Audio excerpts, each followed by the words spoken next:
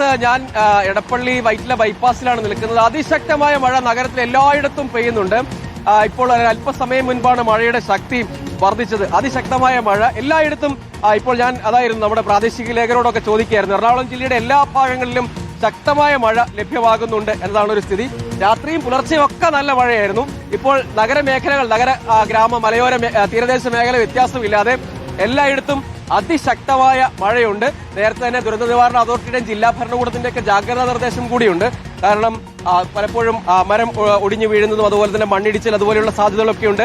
തീരപ്രദേശത്ത് കടലാക്രമണ സാധ്യതയുമുണ്ട്. അപ്പോൾ ജാഗ്രത പാലിക്കണമെന്നുള്ള നിർദ്ദേശം നേരത്തെ നൽകിയിട്ടുള്ളതാണ്. അപ്പോൾ മഴ മുന്നറിയിപ്പും നേരത്തെ തന്നെ ഉണ്ടായിരുന്നതാണ്. ഏതായാലും ഇപ്പോൾ മഴ ശക്തി ആർജിച്ചിട്ടുണ്ട്, വലിയ തോതിൽ കനത്തിട്ടുണ്ട്. ഗതാഗത കുരുക്കും നഗരത്തിന്റെ വിവിധ മേഖലകളിൽ, അതായത് സാധാരണ ഒരു 10 മണിയോടെയൊക്കെയാണ് ഗതാഗത കുരുക്ക് കൂടുതൽ രൂക്ഷമാകുന്നത്. പക്ഷേ ഇപ്പോൾ തന്നെ ഈ മഴ കാരണമാണ് ഗതാഗത കുരുക്കും ആരംഭിച്ചിട്ടുണ്ടെന്നതാണ് സ്ഥിതി.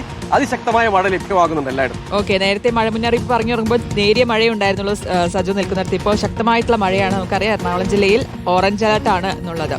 സജു ദേവസിയാണ് വിശദാംശങ്ങൾ നൽകിയത്.